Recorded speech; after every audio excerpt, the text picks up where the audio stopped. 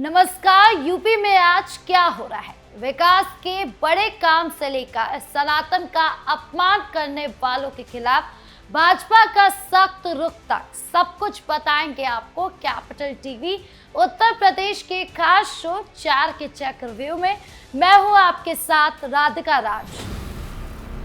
4 के चक्रव्यूह में आज सबसे पहले बात बहराइच की, जहां योगी सरकार ने बुलडोजर एक्शन में अवैध मदरसा और 8 दुकानें ढहा दी। तो अवैध अतिक्रमण कहां हुआ, हाईकोर्ट का क्या आदेश था और सरकार की सख्ती का मकसद क्या है, बताएंगे आपको पूरा मामला। दूसरी खबर वाराणसी से आ रही है, जहां भाजपा कार्यकर्ताओं ने बनारस स्टेशन के सामने राहुल गांधी और अजय राय के पुतले फूंक दिए।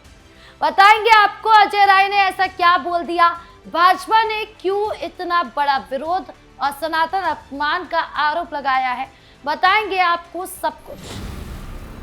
तीसरी खबर समाजवादी पार्टी से जुड़ी है। कन्नौज पे पूर्व सपा नेता नवाब सिंह यादव को गैंगस्टर केस में 8 साल की सजा मिल गई। तो क्या था पूरा मामला, नवाब सिंह पर क्या आरोप है, भाई के साथ सजा कैसे हो गई और सपा पर इसका क्या असर पड़ेगा, पूरी डिटेल बताएंगे आपको। 4 के चक्रव्यूह के आखिरी में बात लखनऊ की, जहां रक्षा मंत्री राजनाथ सिंह और मुख्यमंत्री योगी आदित्यनाथ ने INS गोमती नौसेना शौर्य वाटिका का भव्य उद्घाटन किया। तो क्या है ये पूरी खबर, कितनी बड़ी परियोजना है, इसमें क्या क्या देखने को मिलेगा, युवाओं के लिए इसका कितना महत्व है, सब कुछ बताएंगे आपको। तो चलिए बिना किसी देरी के शुरू करते हैं 4 का चक्रव्यूह।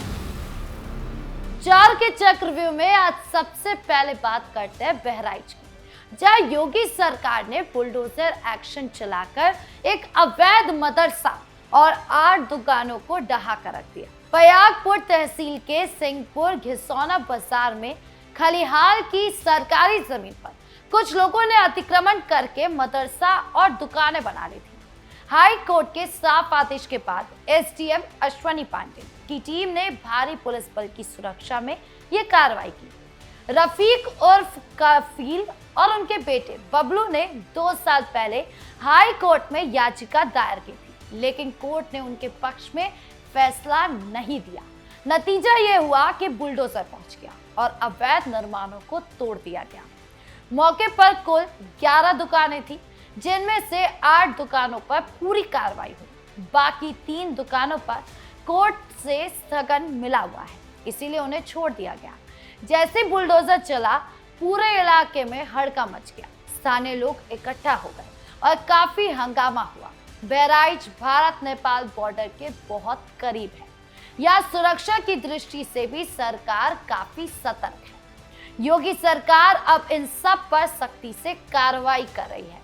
ये बुलडोजर एक्शन सिर्फ एक मामला नहीं है, बल्कि अवैध अतिक्रमण और लैंड जिहाद के खिलाफ सरकार का साफ आदेश है।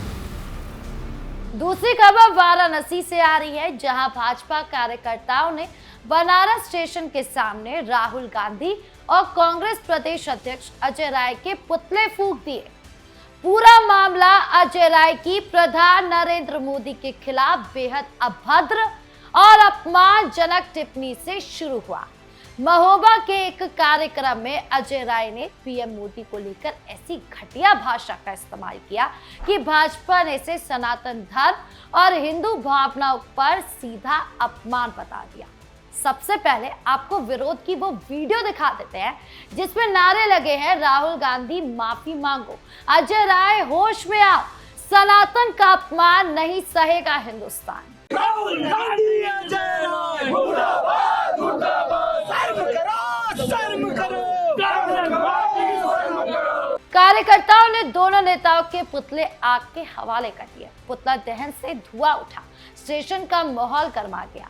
RPF और GRP पुलिस मौके पर पहुंच गई। RPF दरोगा ने रोकने की कोशिश तो की, तो थोड़ा विवाद भी हो गया, लेकिन कार्यकर्ताओं ने अपना विरोध पूरा कर ही लिया। रोनिया मंडल अध्यक्ष प्रदीप प्रजापति समेत कई स्थानीय नेता मौजूद रहे। इस विरोध के बाद अजय राय ने बाद में वीडियो को AI फेक बता दिया। कहा कि ये एआई वीडियो है, लेकिन भाजपा इसे कांग्रेस की तुष्टीकरण राजनीति और सनातन विरोध का सबूत मान रही है।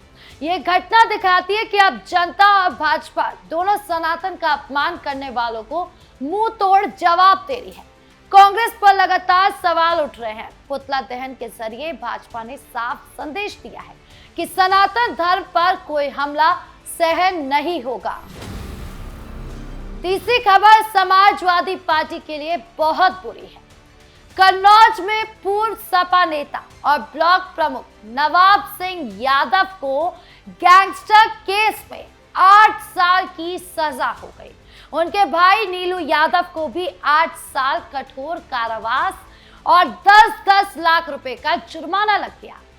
पीड़िता की बुआ पूजा तोमर को 6 साल की सजा और 5 लाख जुर्माना हुआ। मामला 11 अगस्त 2024 का है। नवाब सिंह ने नाबालिग लड़की के साथ दुष्कर्म किया और भाई नीलू ने साजिश छिपाने में मदद कर दी। पुलिस ने गैंगस्टर एक्ट लगाया और कड़ी पैरवी की। विशेष न्यायाधीश रजनीश मोहन वर्मा ने फैसला सुनाया। नवाब सिंह बांदा जेल और नीलू कौशाम्बी जेल से वीडियो कॉन्फ्रेंसिंग पर पेश हुए। यह घटना सपा के पुराने नेताओं की असली सूरत सामने लाती है, जहां पर परिवारवाद, अपराध और महिलाओं के खिलाफ जनखंडे वारदात होती है।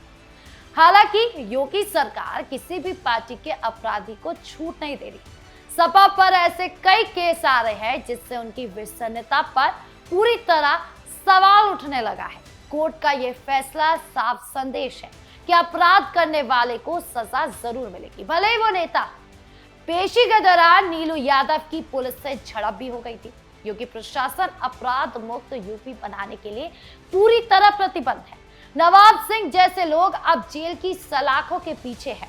सपा को इस फैसले से सबक लेना चाहिए कि आगे अगर ऐसा कुछ किया तो कानून का डंडा जरूर चलेगा।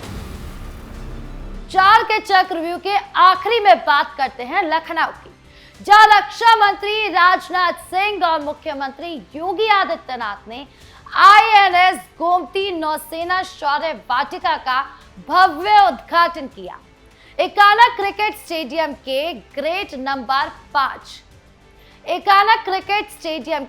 नंबर 5 के पास करीब 2 एकड़ जमीन पर 19 करोड़ रुपए की लागत से ये खुला म्यूजियम बनाया गया।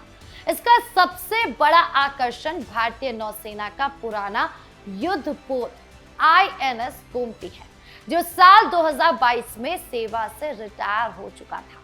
अब इस जहाज को यहाँ अच्छे से संभाल कर रखा गया है। लोग अब पास से देख सकेंगे। AK-726 medium range gun, torpedo, decoy system और जहाज के दूसरे जरूरी उपकरण, ये सब चीजें भारतीय नौसेना की ताकत और तकनीक को दिखाती है। उद्घाटन के दौरान नौसेना का बैंड बजा, पूर्व नौसैनिकों का खूब स्वागत हुआ। राजनाथ सिंह और योगी आदित्यनाथ की मौजूदगी से पूरा माहौल देशभक्ति से भर गया।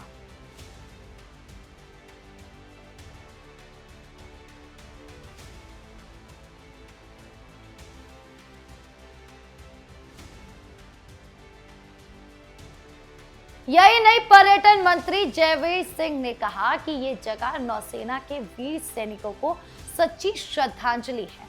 ये म्यूजियम खासकर बच्चों और युवाओं के लिए बहुत अच्छा है। यहाँ आकर वो नौसेना के इतिहास, समुद्री सुरक्षा और देश की सुरक्षा व्यवस्था को आसानी से समझ सकेंगे। लखनऊ अब सैन्य पर्यटन का भी अच्छा केंद्र बन रहा है। योगी सरकार सिर्फ विकास ही नहीं कर रही, बल्कि युवाओं में देशभक्ति की भावना भी बढ़ा रही है। ये म्यूजियम सिर्फ घूमने की जगह नहीं, बल्कि प्रेरणा का बड़ा केंद्र बनेगा। आईएनएस गोमती की शान अब लखनऊ में हमेशा बनी रहेगी। इस पहल से उत्तर प्रदेश का पर्यटन और भी आकर्षक हो गया है।